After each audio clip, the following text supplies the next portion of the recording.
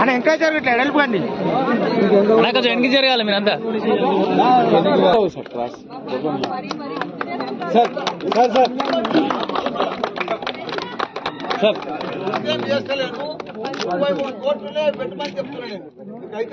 Sir ఒక్కసారి మీరు పక్కన జరిగితే ఆ కాలనీ వాళ్ళు అందరూ కలిసి చూద్దాం ఎంపీ గారితో ఎమ్మెల్యే గారితో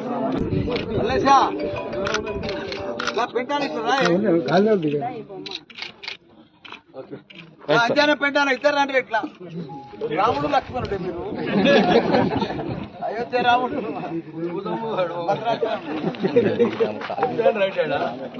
సార్ రాంపల్లిని దున్నేస్తున్నారు ఇద్దరు అన్న ఫోన్ తీయన్నా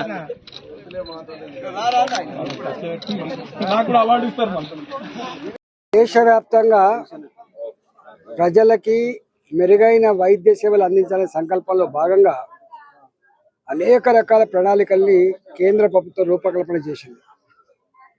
ఇవాళ అర్బన్ హెల్త్ సెంటర్లు కావచ్చు, బస్తీ దవాఖానలు కావచ్చు, డయాగ్నోస్టిక్ సెంటర్లు కావచ్చు, ఇలా ఆశా వర్కర్ల వ్యవస్థ కావచ్చు, అనేక రకాల వ్యవస్థల్ని కేంద్ర ప్రభుత్వం ఇవాళ ప్రజలకు అందిస్తూ ఉంది. దాంట్లో భాగంగానే రాంపల్లిలో ఇంతకుముందు ఈ రాంపల్లి కీసర మండలంలో ఉన్నటువంటి పిఎస్సిలో భాగంగా ఉండే జనాభా పెరుగుతున్న సందర్భంలో ప్రజలకు చేరువ చేయాలనేటువంటి సంకల్పంలో భాగంగా ఇక్కడ 1,50,00,000 రూపాయలతోటి కేంద్ర ప్రభుత్వ నిధులతో ఇక్కడ అర్బన్ హెల్త్ సెంటర్ని ఈరోజు ఎమ్మెల్యే మల్లారెడ్డి గారు నేను ఇద్దరం కలిసి భూమి పూజ నిర్వహించడం జరిగింది. అతి తక్కువ కాలంలో ఇక్కడున్న అర్బన్ హెల్త్ సెంటర్ని పూర్తి చేయించి ప్రజలు కానీ సక్రమంగా లేదని చెప్పిండ్రు. అది అక్షరాల సత్యం. ఇవాళ పేరుకే మున్సిపాలిటీలు, పేరుకే కార్పొరేషన్లు, ప్రభుత్వం ఒక్క సంవత్సరం అవుతుంది వచ్చి ఇప్పటి వరకు వీటి సమగ్ర అభివృద్ధి కోసం ప్రణాళికలు రచించింది లేదు, రూపాయి ఇచ్చింది కూడా లేదు.